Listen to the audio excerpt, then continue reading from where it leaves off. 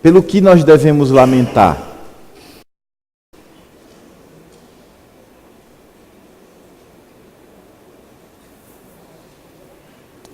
Eu quero que, por favor, vocês não deixem de prestar muita atenção no que eu vou falar aqui hoje. Até porque nós vamos cantar esse salmo nos próximos dias aí. Nós vamos cantar o Salmo 137. Ei, Wallace, vê se tu acha aí o Salmo 137 para tocar aqui, para o pessoal ouvir. E ele tem que ter o tom que tem no áudio que vocês vão ouvir aqui, a música. Vocês vão notar que a música é toda voltada justamente para o fato de que isso é uma lamentação. Certo? É uma oração em que o salmista, ele lamenta um fato. E está angustiado, está triste. Existe uma coisa que está acontecendo aqui, que muitas vezes quando nós lemos o Salmo 137, nós não paramos para analisar, até porque às vezes a gente não sabe. A pessoa que lê e não tem um conhecimento assim contextual, ou não foi treinado para quando lê entender, rapaz, mas em que contexto está sendo dito isso? Vamos ler o Salmo 137 e depois disso nós começamos a falar sobre essa questão. Saudades da pátria. Às margens dos rios da Babilônia, nós nos assentávamos e chorávamos, lembrando-nos de Sião. Nos salgueiros que lá havia, pendurávamos as nossas harpas, pois aqueles que nos levaram cativos nos pediam canções. E os nossos opressores, que fôssemos alegres, dizendo: entoai-nos algum dos cânticos de Sião. Como, porém, haveríamos de entoar o cântico do Senhor em terra estranha? Se eu de ti me esquecer, ó Jerusalém, que se resseque a minha mão direita, apegue-se-me a língua ao paladar, se me não lembrar de ti, se preferir eu, Jerusalém, a minha maior alegria. Contra os filhos de Edom, lembra-te, Senhor, do dia de Jerusalém, pois diziam: arrasaia, arrasaia, até aos fundamentos. Filha da Babilônia, que hás de ser destruída, feliz aquele que te der o pago do mal que nos fizeste. A oração que está sendo feita aqui, ela lamenta, é a profunda tristeza de um grupo que era verdadeiramente crente em Israel. É a lamentação de alguém que teme a Deus e que está cativo, porque a maior parte do povo havia se desviado de Deus. O povo está ali na Babilônia porque havia se rebelado contra Deus. Eles adoravam a outros deuses em sincretismo com o Deus verdadeiro. Eles não estavam guardando mais o dia do Senhor, o dia de sábado. Não estavam mais o santificando. Não estavam mais lembrando desse dia. Eles estavam, irmãos, temendo mais os homens do que a Deus. Eles estavam procurando refúgio em outras nações, como fez Josias, e morreu na batalha.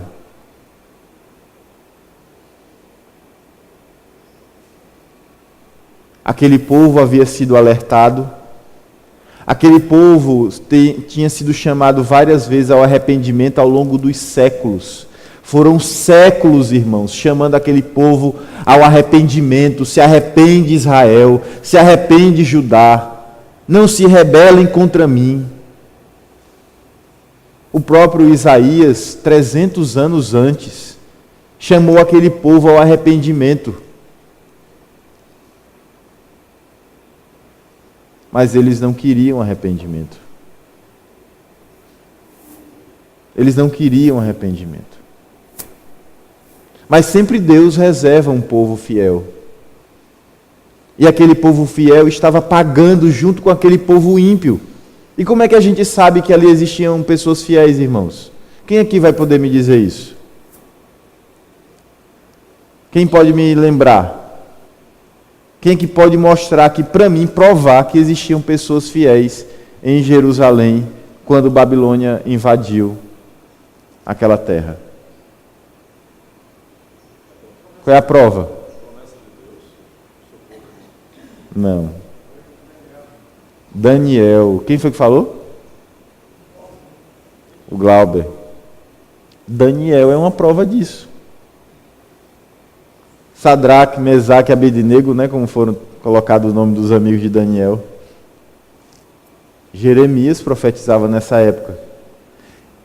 Qual outro profeta que profetizava nessa época? Qual outro profeta? Ezequiel. Profetizou nessa época. Inclusive profetizou contra os filhos de Edom.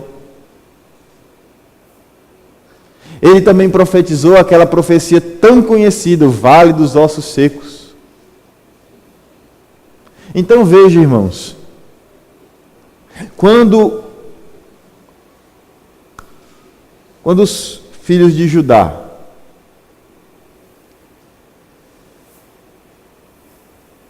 falam aqui nesse salmo que eles estavam à margem dos rios da Babilônia, sentados. Isso quer dizer que eles estavam prostrados de tristeza. E eles estavam prostrados de tristeza por quê, irmãos?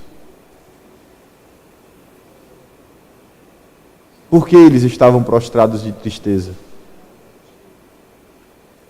Vocês podem olhar aí no texto bíblico. Porque eles estavam o quê? Lembrando de Sião. Vocês sabem onde é Sião? Quem aqui sabe onde é Sião? Levanta a mão. Sião era onde? Era o monte onde estava o templo. Não era o monte Sinai, onde Deus deu a lei. Era o monte onde estava o templo, onde o povo adorava. Era também um nome que poderia ser usado para Jerusalém. Sabe do que eles lamentavam? Sabe por que eles lamentavam, irmãos?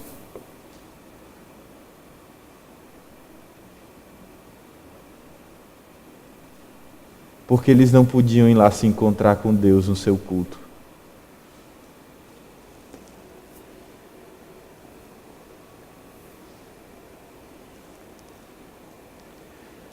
Eles choravam por causa disso.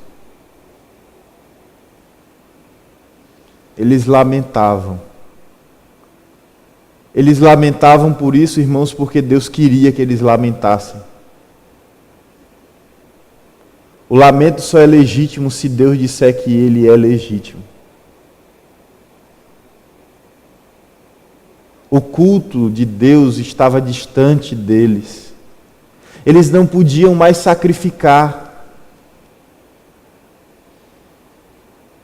70 anos sem sacrificar. O templo havia sido destruído. O templo que Jesus frequentou não foi o templo construído por Salomão. Vocês sabiam disso? Vocês não sabiam disso? O templo que Jesus frequentou foi o templo construído por Herodes. O templo construído por Salomão foi destruído pelos babilônicos. Virou monturo. Sim, é o templo feito por Herodes. Então estava lá aqueles homens fiéis, aquelas mulheres fiéis, sentados como um símbolo de sua total tristeza, lamentando porque não podiam cultuar a Deus. Não podiam cultuar a Deus como Deus havia ensinado, dizendo que fosse para uma assembleia, se juntassem no Monte Sião e ali adorassem a Deus.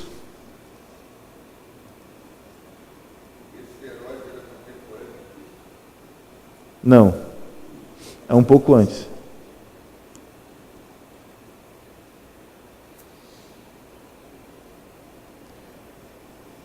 Eu realmente, irmãos, isso me toca.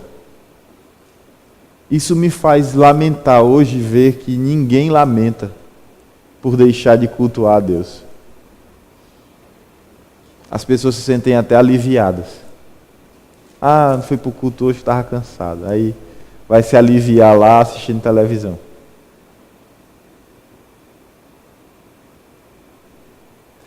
Isso realmente me mostra o que é que faz uma pessoa espiritual lamentar, irmãos.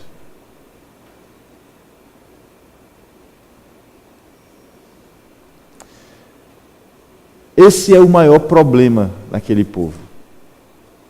Eles estavam pagando pelo que eles não fizeram, entre aspas, aquele grupo ali. Mas ao mesmo tempo eram eles, porque vocês lembram de Acã, né? Quem lembra da história de Acã? Um pecou e todo Israel padeceu. Um só. Imagine um povo inteiro, a maioria do povo pecando contra Deus. O que não aconteceria com aquele povo? Irmãos, quando Deuteronômio fala que se o povo de Deus não obedecesse a Deus, eles seriam tirados da terra e levados para uma terra estranha, ou seja, seriam desterrados. Você olha assim, não é perder a terra. Vamos supor, você tem uma casa. E quando você perde a casa, você pensa o quê? Que é só bem material, não é assim que a gente pensa? A gente perdeu a casa, o banco tomou a casa porque não pude mais pagar, alguma coisa desse tipo. Você não pensa que é só um bem material que você está perdendo? Não é assim que nós pensamos? Eu quero que, por favor, você entenda, não era assim que Deus pensava e não foi assim que Deus ensinou a respeito da posse daquela terra. A posse daquela terra, irmãos, envolvia culto a Deus. Sem a posse da terra, aquele povo estava banido do culto a Deus. Sem a posse daquela terra, aquele povo não tinha como sacrificar por seus pecados. Vocês têm ideia do que significa isso? Vocês conseguem perceber a gravidade do que é não cultuar a Deus na antiga aliança? Não cultuar a Deus é não oferecer oferta pelos pecados. É não oferecer holocaustos.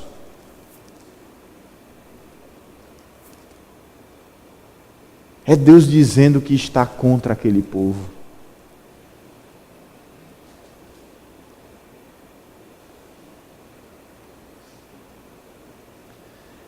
A segunda descrição que o texto nos diz, ou nos mostra, é que além deles estarem nessa situação,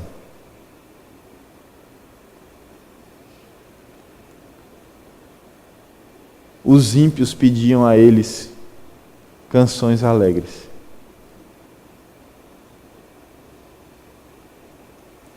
Imagine você vivendo uma das piores épocas da sua vida. E aqui a gente não está falando de uma vida em si, não. É a vida do povo. A pior época da vida do povo de Israel era aquela. No Egito, eles não sabiam direito quem era Deus. Agora eles conheciam muito mais do que conheciam aqueles que viviam no Egito. Eles sabiam agora que eles tinham que sacrificar, que eles tinham que estar no templo, eles tinham que adorar a Deus e não podiam. Mas o que os ímpios fazem diante disso? Eles não ligam porque eles não sabem a importância do culto. Quando o ímpio chega na sua casa de domingo e diz assim, hoje não vai para o culto não, fica aqui comigo, vamos conversar, é porque ele não sabe a importância que é estar aqui. Ele não entende isso. Ele não está nem aí porque ele não conhece a Deus. E o que foi que os ímpios fizeram? Vem aqui, nos canta os cânticos de Sião. Vocês sabem quais são esses cânticos? Os salmos. Os salmos eram os cânticos de Sião.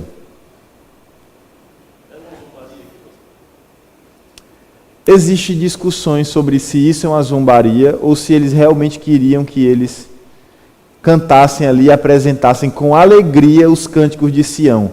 E por que é que isso afetou? Aí a gente pode dizer o porquê que isso afetou. Isso afetou o povo de Israel o povo de Judá que estava ali, por um motivo simples.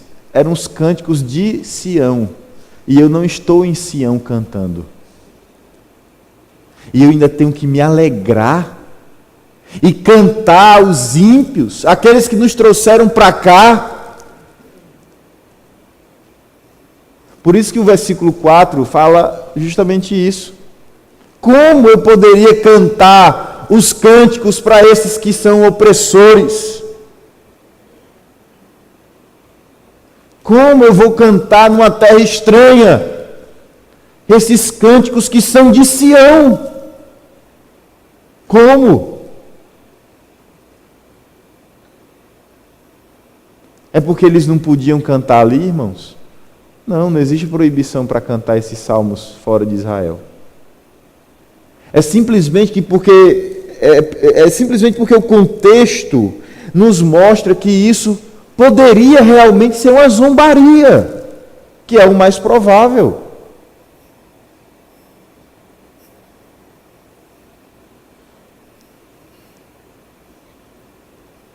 Realmente, irmãos, eu me coloco no lugar daquelas pessoas. São nossos irmãos. Às vezes eu vejo membros aqui da nossa igreja se dizer pouco deslocados quando vão a outros cultos por aí, onde se zomba do nome de Deus e o nome de Deus é usado sem nenhum critério. Irmãos, isso só acontece porque realmente nós valorizamos aquilo que Deus disse que nós deveríamos valorizar. E lamentamos porque as pessoas usam o nome de Deus em vão. Nós choramos porque nós lembramos do culto verdadeiro e observamos o quanto as pessoas não ligam para o culto hoje.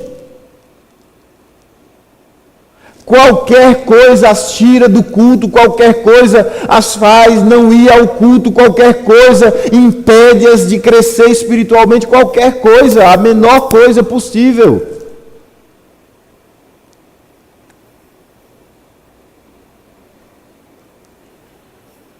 Porque o culto de Deus não tem a ver conosco, irmãos, o culto de Deus não tem a ver com a gente. E a falta na alma da gente do culto é só uma consequência. Quando na sua alma você sente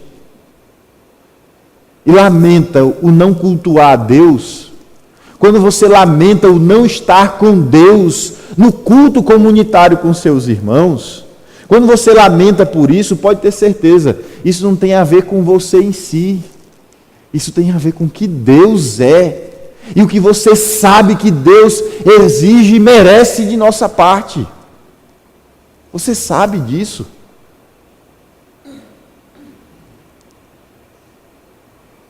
Quando uma pessoa despreza o culto, meu irmão, por favor, quando uma pessoa despreza o culto por qualquer motivo que seja, quando uma pessoa negligencia o culto por qualquer motivo que seja, e ela não está lamentando por não estar cultuando a Deus,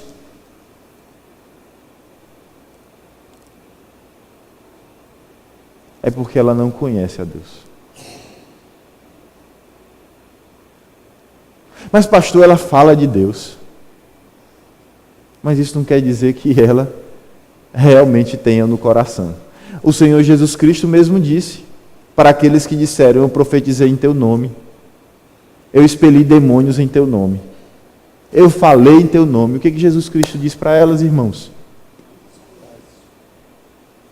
Apartai-vos de mim, eu não vos conheço.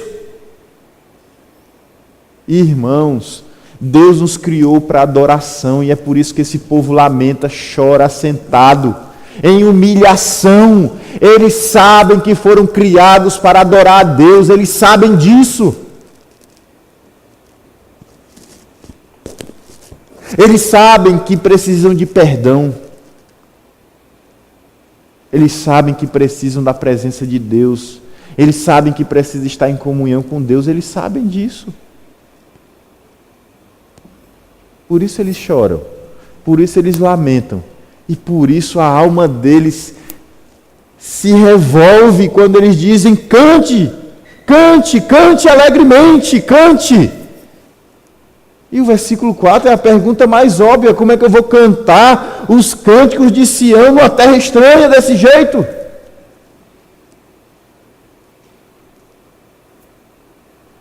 Como?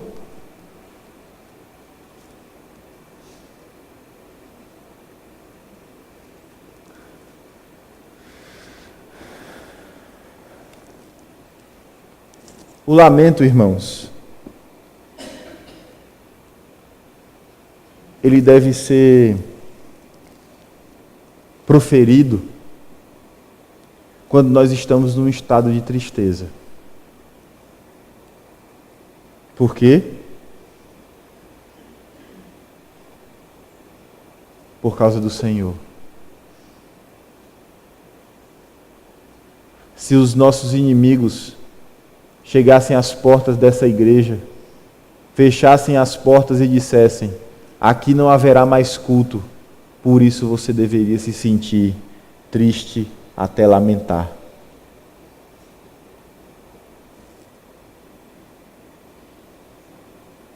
Se eles, além disso tudo, zombassem de nós, aí sim nós deveríamos nos sentir oprimidos pelos nossos opressores.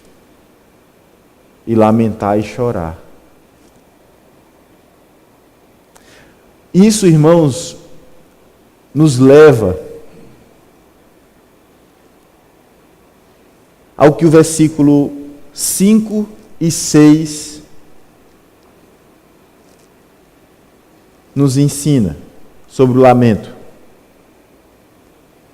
Quando alguém está lamentando pelas coisas de Deus, no caso, porque a glória de Deus tem sido afrontada pelos homens, porque a vontade de Deus tem sido desprezada pelos homens, ele está disposto a fazer um juramento imprecatório contra ele mesmo, porque ele sabe que daquilo depende a alma dele.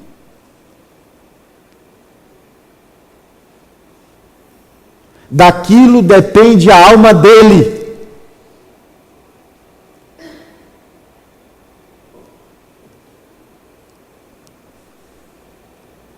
Ele diz: se eu de ti me esquecer, ó Jerusalém, que se resseque a minha mão direita. Por quê? Por que se resseque a minha mão direita? Por quê, irmãos?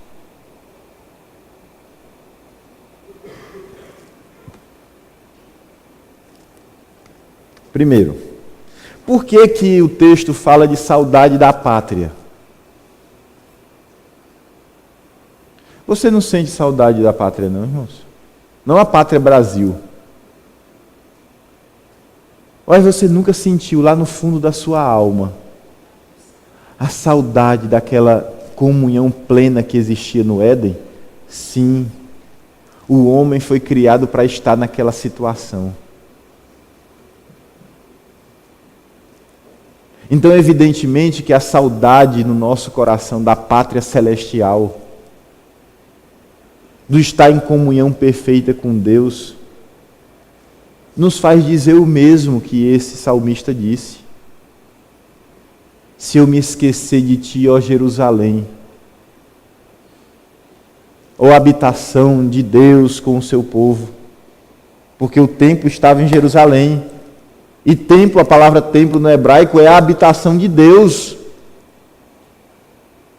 Ora, meus irmãos, se eu não sentir no meu coração a plena necessidade de estar no lugar onde Deus está, quem sou eu então? Sou Deus? Eu sou crente? Não. Porque Deus marcava um encontro especial com o seu povo. E era especial mesmo, irmãos. Agora, por que é que uma situação como essa, uma saudade como essa, leva alguém a jurar contra ele mesmo? Ele faz uma oração imprecatória contra ele mesmo. Quando ele diz, Senhor, se eu me esquecer do teu culto, se eu me esquecer da tua presença, se eu me esquecer de Jerusalém, que era tudo isso que representava Jerusalém. Se eu me esquecer do lugar da tua habitação, se eu me esquecer do novos céus e nova terra, que é o que nós esperamos. Eles esperavam Jerusalém, nós esperamos o novos céus e nova terra. Se eu me esquecer disso, que a minha mão direita resseque. Eu me lembro do homem da mão ressequida que Jesus Cristo curou. Era muito importante ter uma mão, imagine a direita. Agora você entende por que é que os povos antigos cortavam a mão da pessoa que roubava? Vocês sabem qual era a mão que cortava? Não, a esquerda. Sabe por quê? Precisa explicar? É um imundo. Com a mão que come, é a mão que se limpa. Porque a mão direita era toda a força, né? Agora vai ser tudo o que faz. Porque até nisso existia, né, uma regra. Com a mão esquerda se limpa e com a mão direita se come.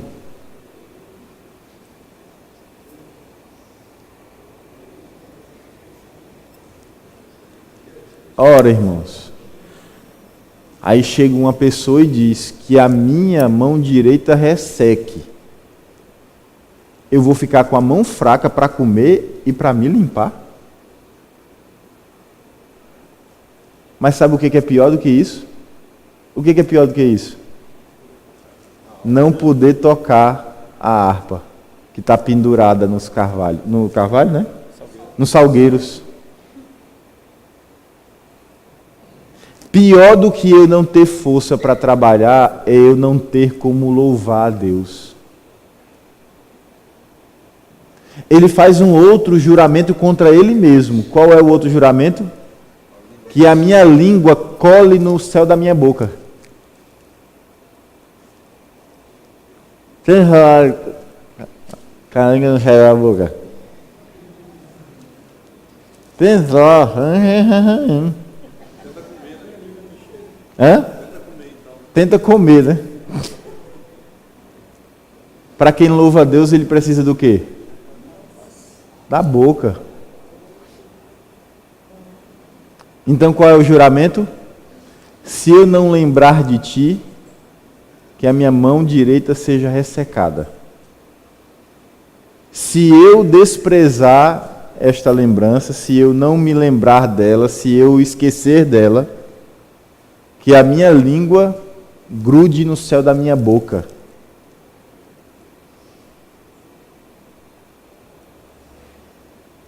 Agora tem uma coisa.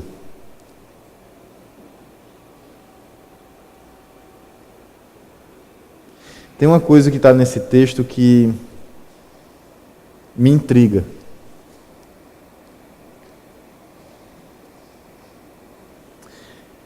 O final do versículo 6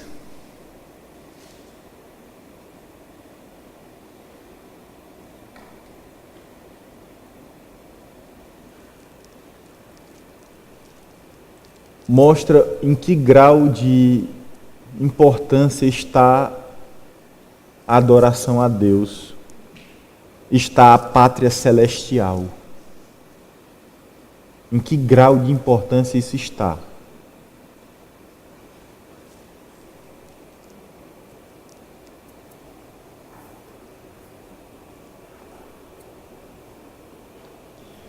Eu queria que você fizesse uma reflexão muito honesta sobre as coisas que te dão prazer, que te dão alegria, que são mais importantes do que o culto. Eu queria que você fizesse essa reflexão.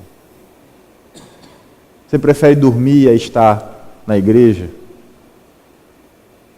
Você prefere ganhar dinheiro a estar na igreja? Você não vem para a igreja por quê? Você não quer cultuar a Deus por quê? Por que que você chega aqui e mesmo assim continua como se não estivesse aqui? Por quê? O que é que está acima de Deus? O que é que está acima de Deus?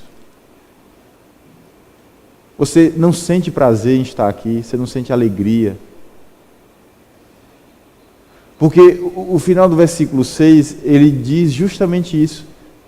Se eu não lembrar de ti, ó Jerusalém, mais do que as minhas maiores alegrias, maiores prazeres, maiores satisfações.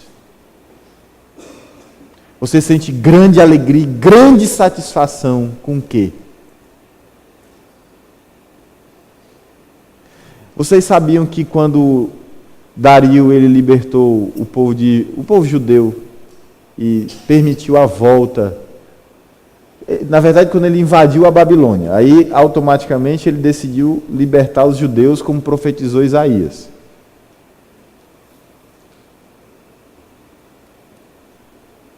Vocês sabiam que judeus não quiseram voltar para a Terra Prometida? E vocês sabem por quê?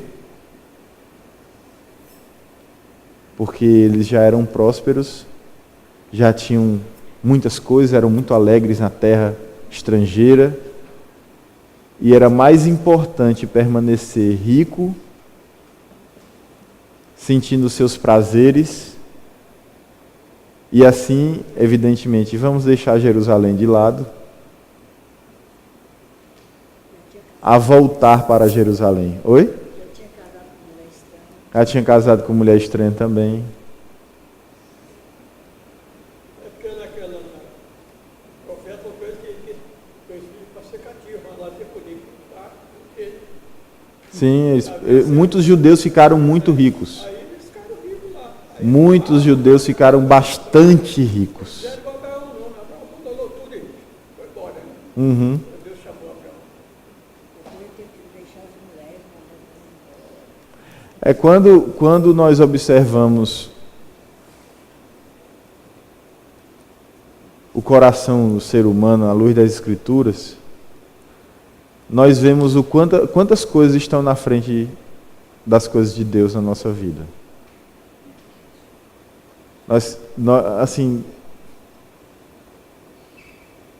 Nós não conseguimos aprender assim de uma forma consistente, coerente, assim, a importância de fazer a vontade de Deus. Nós não somos muito atentos a isso.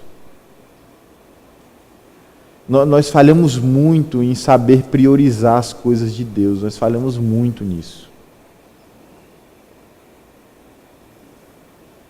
E aí só o cativeiro para nos fazer lembrar dessa importância, irmãos. Porque esse povo que lamenta agora era um povo mais fiel de Israel. Mas a minha pergunta é: onde estavam esses também quando Jeremias estava num buraco, profetizando contra tudo e contra todos? É porque normalmente a gente pensa que nada vai acontecer. A gente faz as coisas contra Deus, contra o povo de Deus e acha assim, vou ficar impune. Não fica. Não fique, irmãos. Porque eu me coloco no lugar também de Jeremias. Pensa bem, o rei manda chamar os profetas da terra. Chama todo mundo, aí depois se pergunta: está todo mundo aqui? E a pessoa responsável responde: não, só está faltando Jeremias, que a gente já sabe que ele vai dizer o contrário mesmo.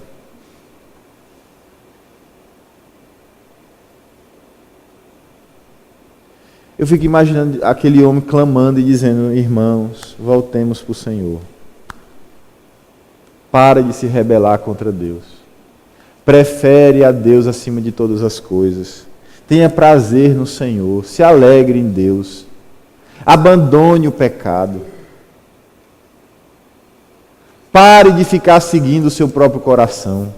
Pare de fazer as coisas do jeito que você quer. Escuta, escuta, escuta. E sabe o que eles diziam? Esse Jeremias é muito implicante, joga ele no buraco. Pega essas coisas que ele escreveu, queima tudo.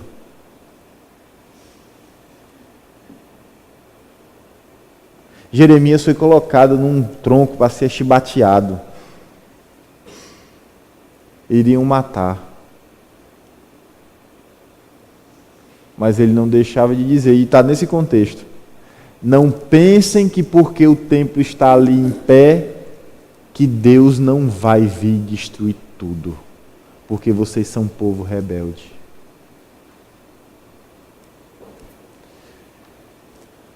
Se nós não tivermos o zelo que Deus quer que tenhamos com as nossas próprias vidas e com a vida da igreja, independente de quem seja aquela pessoa que está precisando de limpeza ou de exclusão que seja, nós vamos pagar por todos. Até nós que somos firmes e fiéis.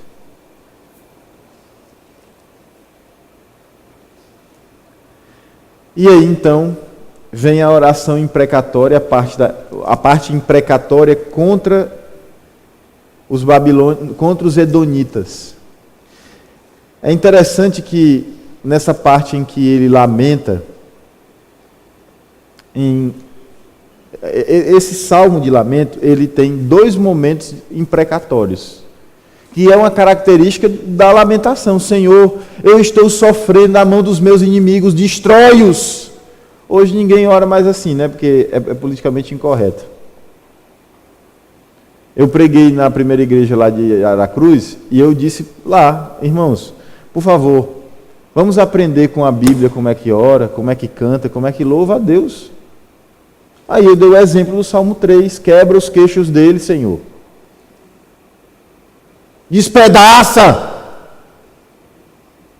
Por quê, irmãos? Porque o louvor a Deus, a adoração a Deus, orar ao Senhor envolve dizer a Deus o que nos afeta, aquilo que nos mexe por dentro, aquilo que está acontecendo conosco. E o fato também dessas pessoas estarem se levantando contra Deus, não é simplesmente contra nós, mas contra Deus.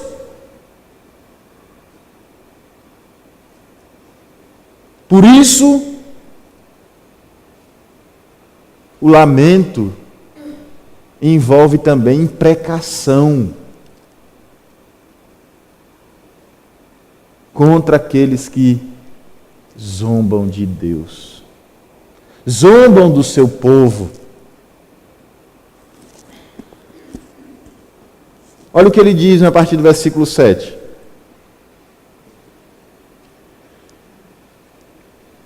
Contra os filhos de Edom, lembra-te, Senhor, do dia de Jerusalém, pois diziam: arrasai, arrasai-a até aos fundamentos. Por que ele diz lembra-te de Jerusalém, do dia, de Jerusalém? Por quê? Lembra do dia em que nós fomos levados cativos e os edonitas estavam lá zombando de nós.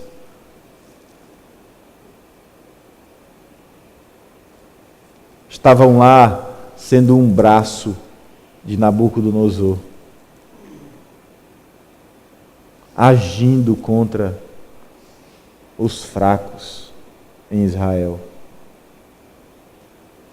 Porque a classe intelectual de Israel tinha sido levada antes, né? Tinha sido levada antes. Depois foi que houve a invasão e uma destruição completa. Agora, é interessante que aqui no Salmo 137 não se fala da Babilônia como alvo principal da imprecação. Fala contra os edonitas. Mas por tabela está se falando sobre os babilônicos. Como? Quando no versículo 8 ele diz, filha da Babilônia. Por que ele fala filha da Babilônia contra a nação de Edom? Vocês sabem por quê? Irmãos, talvez a nação mais falada contra ela na Bíblia seja a Babilônia. Ela inclusive é símbolo da apostasia lá no livro do Apocalipse. Sabe o que ele está dizendo aqui? Senhor, como filha da Babilônia, dá a mesma punição que se dá à Babilônia aos edonitas. Acaba com eles. Destrói. Do jeito que eles desejaram a nós, que nós deveríamos ser arrasados até os fundamentos.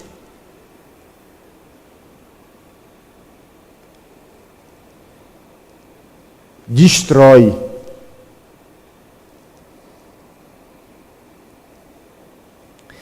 E ele diz que há duas bem-aventuranças. Irmãos, bem-aventuranças. Quem são os felizes nesse salmo? Não é bem-aventurado o homem que não anda, né, segundo o conselho dos ímpios. Não é assim que diz lá no Salmo 1? Aqui é o contrário. Bem-aventurado é o que faz o quê? Paga o mal que eles fizeram.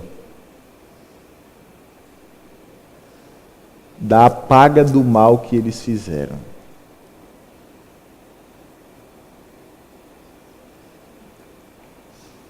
É isso mesmo, irmãos. Feliz aquele que pegar teus filhos e esmagá-los contra a pedra.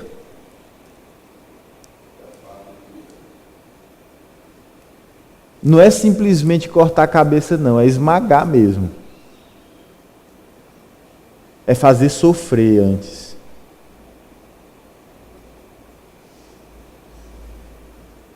Quem se levanta contra Deus é isso mesmo. É isso que colhe. Quem se levanta contra Deus e o seu povo, é isso que colhe. Pastor, mas isso não é coisa do Antigo Testamento, não? O que vocês acham? Seria desmérito ter só aqui no Antigo Testamento? Deixou de ser a Bíblia? Agora vocês querem ver o apóstolo Paulo argumentando isso aqui lá em Coríntios? Querem ver? 1 Coríntios capítulo 3.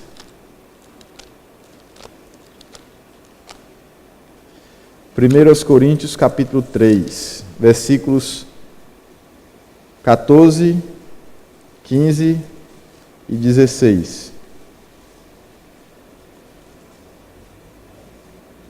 Se permanecer a obra de alguém sobre o fundamento de alguém que sobre o fundamento edificou, esse receberá galardão. Se a obra de alguém se queimar, sofrerá ele dano, mas esse mesmo será salvo, todavia, como que através do fogo. Não sabeis que sois santuário de Deus e que o Espírito de Deus habita em vós? Se alguém destruir o santuário de Deus, Deus o destruirá, porque o santuário de Deus, que sois vós, é sagrado. E vocês sabem onde é que isso primeiro aconteceu? Quando os edonitas ajudaram a destruir o santuário. de Deus lá em Jerusalém.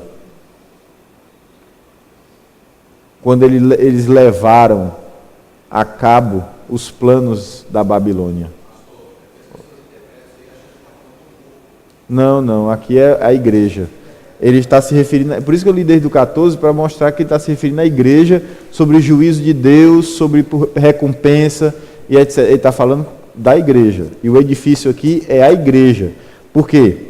Porque quando você observa o que ele está falando aqui, desde o início, ele está falando sobre divisões na igreja. Divisões.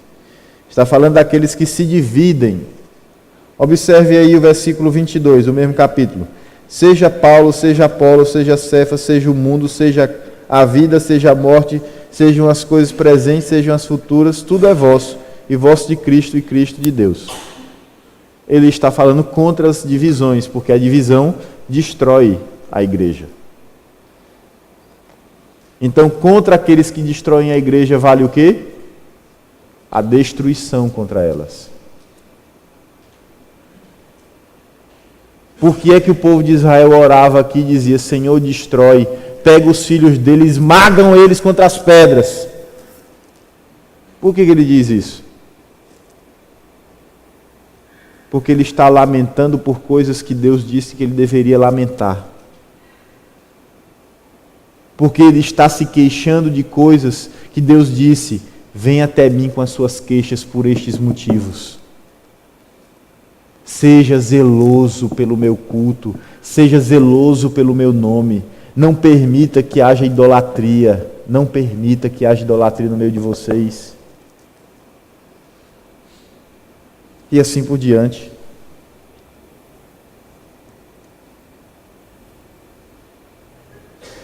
O que nós podemos aprender disso tudo aqui? Que você não devia lamentar por qualquer coisa, né? Andar reclamando, murmurando. E fazendo oração imprecatória também não é para todo mundo e nem para toda coisa, né, irmãos? Não é porque alguém olhou feio para você, porque achou que você não está muito legal com ela, que você vai dizer que todas as maldições da lei de Deus caiam sobre ela. Isso é coisa de mexeriqueira, futriqueira de vizinhança, rapaz. A oração imprecatória é contra aqueles que se levantam contra Deus e o seu culto. Por exemplo, a gente orar por aquele povo que está perseguindo. Sim, aí é oração imprecatória. Eu, por exemplo, quando eu soube da notícia, me deu assim uma coisa por dentro, tipo assim, uma raiva, sabe? Claro, a ira. E a minha oração é o quê? Senhor, dá um jeito naquele Povo, mas veja bem, a Bíblia diz que Deus se ira contra aqueles que são inimigos dele, ou no caso, inimigos do seu povo. Não foi com todos que Deus teve misericórdia como ele teve com Paulo. O pessoal diz: mas não teve Paulo, pastor, que se levantou contra o povo de Deus e Deus foi lá e salvou ele? E Anás e Caifás? Cadê eles? Os sumos sacerdotes. Pois é, o Herodes e outros tantos. Não são todos os inimigos de Deus que Deus vai depois usar para ser o instrumento dele. Ele pode até fazer isso. Mas não foi isso que aconteceu, né? Nabucodonosor demonstrou bastante arrependimento. Basta vocês lerem aquele evento em que Deus coloca ele para pastar, e quando ele se levanta de ser jumento para passar a ser gente de novo, vê lá o que ele diz, presbítero.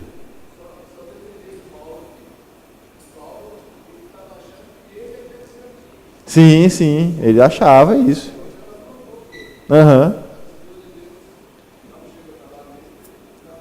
Agora ele depois admite que estava numa posição de inimigo.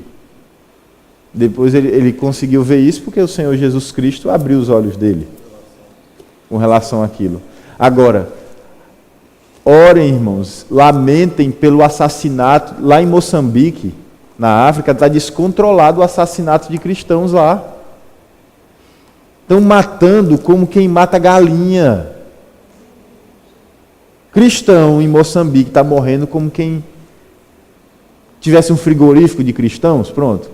Está matando gente lá desse jeito. No Sudão, eles cercam a igreja e queima com todo mundo dentro.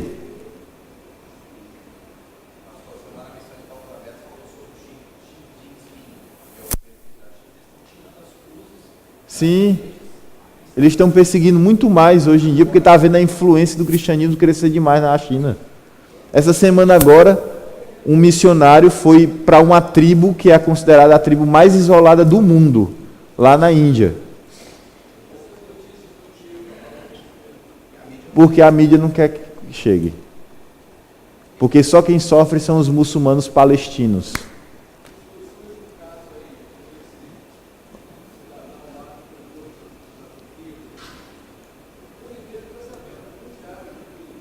É.